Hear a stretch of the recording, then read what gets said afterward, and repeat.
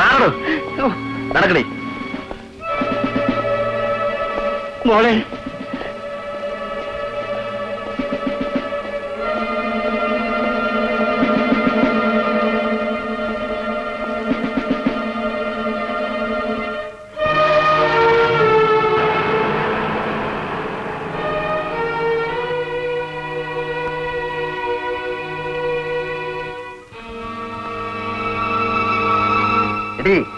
കൊള്ളയും കൊലയും നടത്തി പോലീസിനെ വെട്ടിച്ചു നടക്കുന്നവനാണ് ജോസ്. അവൻ നിനക്കയച്ചല്ലേ കത്ത്? പറയടി, അല്ലേ? അതെ. പലപ്പോഴായി നീ അവനെഴുതിയ കാര്യങ്ങൾ ഇതിൽ വ്യക്തമാകുന്നുണ്ട്. ഇനി ഒളിക്കണ്ട. അവന്റെ വിലാസം നിനക്കറിയാം. പറയൂ, ജോസ് എവിടെയുണ്ട്? എനിക്കറിയില്ല. അറിയില്ലേ? ഇല്ല.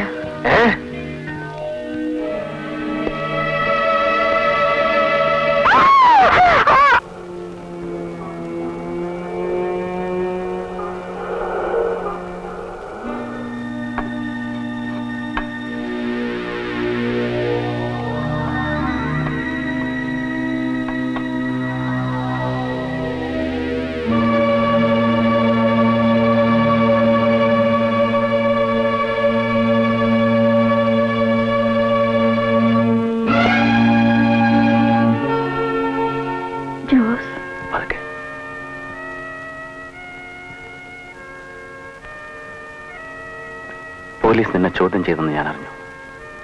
അവർക്ക് നീ ശരിയായ ഉത്തരം കൊടുത്തിരുന്നെങ്കിൽ ഞാനിപ്പോ ലോക്കപ്പിലായിരിക്കും. അല്ലെങ്കിൽ അവർ നിന്നെ വല്ലാതെ ദ്രോഹിച്ചോ? ഇല്ല.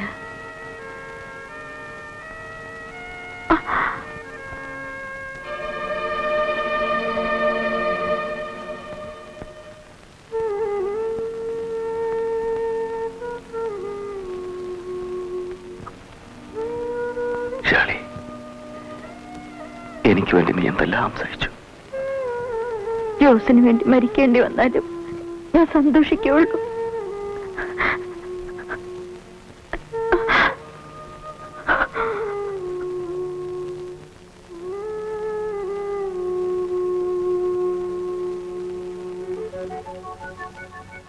ശരി, ഇനിയും താമസിച്ചാൽ അപകടമാണ്. ഞാൻ പോട്ടെ. നാം തമ്മിൽ ഇനി കണ്ടുവന്ന് വരില്ല. ജോസ്, പ്രസ്ഥാനത്തിൽ പ്രവർത്തിക്കുന്നവരാരും തന്നെ സെന്റിമെന്റലാകരുതെന്ന് പലരെയും ഞാൻ ഉപദേശിച്ചിട്ടുണ്ട്. പക്ഷേ നിന്നെ ഈ അവസ്ഥയിൽ വിട്ടിട്ട് പോകാൻ എനിക്ക് വിഷമമുണ്ട് ശാലി. സാരമില്ല.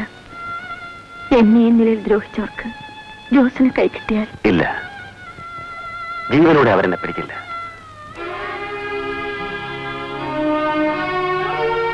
കൊന്നവരെക്കാൾ കൂടുതൽ കൊല്ലപ്പെട്ടവരുടെ ഈ സംഘത്തിൽ ഞാനെങ്ങനെ വന്ന് പെട്ടു എന്ന് എനിക്കറിയണ്ടേ?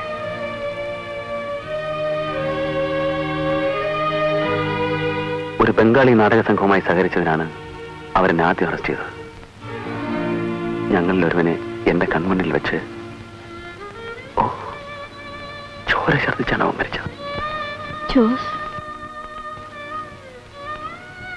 അനീതിക്കെതിരെ പൊരുതുവാൻ മടിച്ചു നിൽക്കുന്ന തീരക്കൾക്കിടയിലാണ് നാം ജീവിക്കുന്നത്. അവരിൽ ഒരാളെ ഞാൻ മരിക്കില്ല.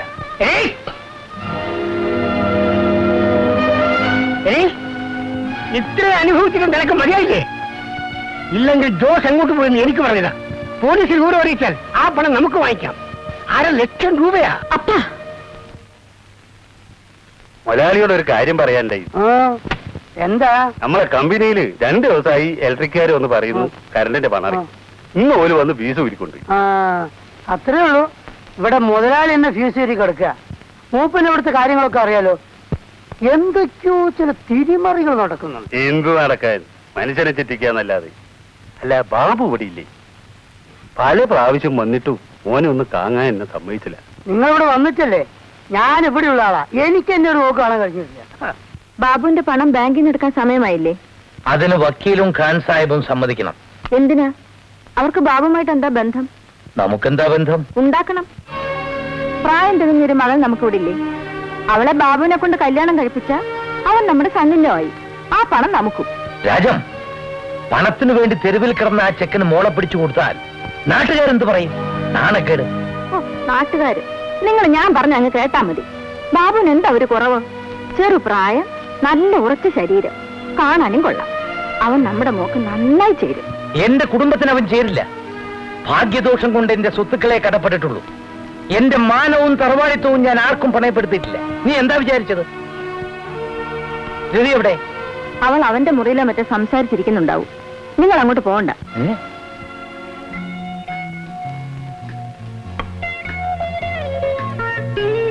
എന്തിനാ ഇങ്ങനെ കുടിക്കുന്നത്? എനിക്കിഷ്ടമുണ്ടായിട്ട്. പലതും മറക്കാൻ ചിലർ കുടിക്കും.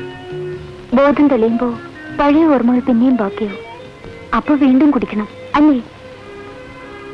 പപ്പേട്ടൻ പറഞ്ഞു നിങ്ങളൊരു പെൺകുട്ടിയുമായി പ്രേമമായിരുന്നെന്ന്. സൈനബ,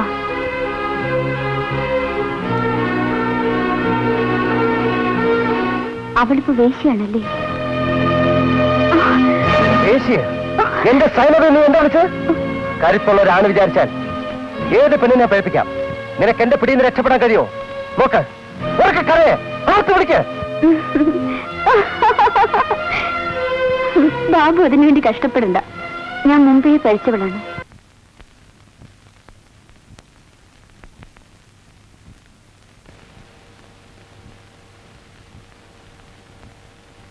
ജീവിക്കാൻ വേണ്ടിയാവും തെരുവ് വേശ്യകൾ ആ തൊഴിൽ സ്വീകരിച്ചത്. ജീവിതം അടുത്ത് ചില പണക്കാരി സ്ത്രീകളും ആ വഴിക്ക് പോകും. Frustrated girls like me. മനസ്സിലായില്ലേ? അതിലൊരുവളാണ് ഞാൻ. ഭർത്താവ് വീട്ടിലില്ലാത്തപ്പോ മകളെ മയക്കുമരുന്ന് കൊടുത്ത് ഉറക്കിക്കിടത്തിയിട്ട് വ്യഭിചരിക്കാൻ ഇറങ്ങുന്ന അമ്മമാർ തെരുവിലുണ്ടാവില്ല. ഇത്തരം മാളികയിലേ കാണൂ. നീ എന്താ പറഞ്ഞു വരുന്നത്? എന്റെ മമ്മിയെ കുറിച്ചാണ്. ആ മമ്മിയാണ് നിങ്ങളെ വസ്താക്കാൻ എന്നെ ഇങ്ങോട്ട് അയച്ചത്. താഴെ നമ്മുടെ കല്യാണാലോചന നടക്കുകയാവും ഇപ്പോ. നിങ്ങളുടെ പണമാണ് അവർക്ക് വേണ്ടത്.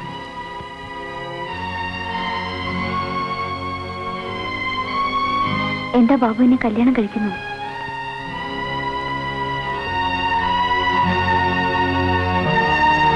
ഗതികേട് കൊണ്ട് പഴിച്ചുപോയവളാണ് സൈനബ. അവളെ ഞാൻ കുറ്റപ്പെടുത്തി പറഞ്ഞതല്ല. എന്നേക്കാൾ പരിശുദ്ധയാണവൾ.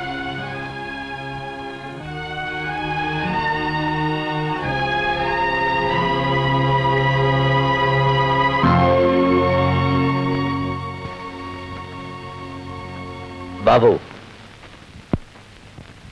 ഈ വീട്ടുകാരെ കുറിച്ച് കുറെയെല്ലാം നീ മനസ്സിലാക്കിയിരിക്കും അല്ലേ? ഇനി ഇവിടെ താമസിക്കാൻ ചിലപ്പോൾ നിനക്ക് ഇഷ്ടം കാണുകയില്ല. മുതലാളി, ബാബുവിന് എവിടെ വേണമെങ്കിലും പോവാം. ഞാൻ എന്റെ ബാധ്യത ഒഴിയുകയാണ്.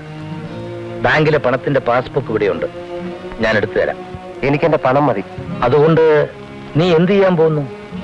കിട്ടിയ കാശ് നിനക്ക് സൂക്ഷിക്കാൻ കഴിയുമോ? ആരെയും വിശ്വസിക്കാൻ കൊള്ളാവുന്ന കാലമല്ലിത്. എനിക്ക് പണം വേണം.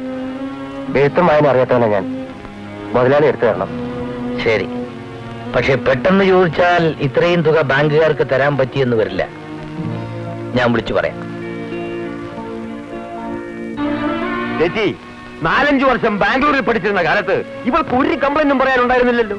പിന്നെന്താ ഇപ്പോഴങ്ങോട്ട് തിരിച്ചു പോകാൻ എത്ര വിഷമം? അവളുടെ ഈ ശാഠ്യത്തിന് ഞാൻ വഴങ്ങിക്കൊടുക്കില്ല. അത്രയ്ക്ക് ബുദ്ധിമുട്ടിയാണ് ഞാൻ ഇവൾക്ക് വേണ്ടി വീണ്ടും ഒരു അഡ്മിഷൻ വാങ്ങിയെടുത്തത്. മോക്ക് ഇഷ്ടമില്ലെന്ന് പറഞ്ഞില്ലേ, പിന്നെന്തിനാ അലക്സ് നിർബന്ധിക്കുന്നത്? ഇവിടെ നിന്നാൽ ഇവളുടെ സ്വഭാവം കൂടുതൽ വഷളാകുകയുള്ളൂ. ഇപ്പോൾ തന്നെ ആ തെമ്മാടി ചെറുക്കന്റെ കൂട്ടുകൂടി എന്തെല്ലാം വരുത്തി വെച്ചിരിക്കുന്നെന്ന് ആർക്കറിയാം. പപ്പ, എന്റെ സ്വഭാവം നന്നാക്കാനാണോ എന്നെ വീണ്ടും ബാംഗ്ലൂരിലേക്ക് അയക്കുന്നത്?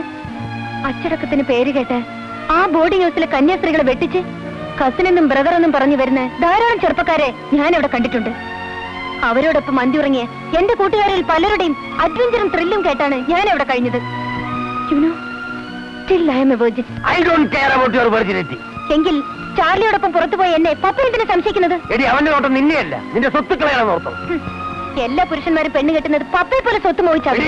മോനെ, അഡ്വക്കേറ്റ് അല്ലെങ്കിലും കുറച്ചൊക്കെ നിയമം എനിക്കും അറിയാം. പ്രായപൂർത്തിയായ എന്നെയും എന്റെ സ്വത്തുക്കളെ നിയന്ത്രിക്കാൻ മറ്റാർക്കും അവകാശമില്ല. ഹോട്ടലിൽ നിന്ന് പറഞ്ഞു വിട്ട പോലെ എന്നിൽ നിന്ന് ചാർലിയെ പിരിക്കാൻ നോക്കണ്ട. മോളെ, നിന്റെ ഭാവിയെക്കുറിച്ച് മാത്രമേ ഞാൻ ചിന്തിച്ചിട്ടുള്ളൂ. Now it is up to you. ചാർലിയെ നിനക്ക് അത്രയ്ക്ക് ഇഷ്ടമാണെങ്കിൽ you can have your own choice. ഞാൻ ഇനി ഒന്നും പറയുന്നില്ല. ചേച്ചിയുടെ കാര്യത്തിൽ ഞാനൊരു തെറ്റ് ചെയ്തിട്ടുണ്ട്. ഈ ബന്ധം കൊണ്ട് നീ ഏർത്തിരുത്തുകയാവാം.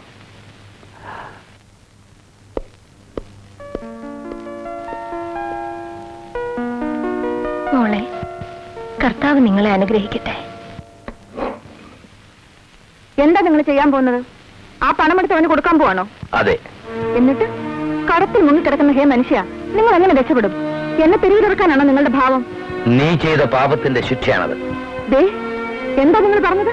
ഇത്രയും കാലം എന്റെ പണം നീ ദൂർത്തടിച്ചില്ലേ? ക്ലബിലും പാർട്ടിയിലും കുടിച്ചു കൂത്താടിയില്ലേ? ഭർത്താവിനെ വഞ്ചിച്ച് അന്യരെ തേടി പോകുന്നവളാണ് എന്റെ ഭാര്യയെന്ന് ഒടുവിലേ ഞാൻ അറിഞ്ഞുള്ളൂ. നീ കാരണം ഞാൻ മാത്രമല്ല എന്റെ മോളും നശിച്ചു. ഇനി എനിക്ക് ആരെയും രക്ഷിക്കാനില്ല. വല്ലവരും പറയുന്നത് കേട്ട് സ്വന്തം ഭാര്യയെ സംശയിക്കുന്ന നിങ്ങൾക്ക് നാണമുണ്ടോ? ഈ തരുവ പാസ്ബുക്ക്.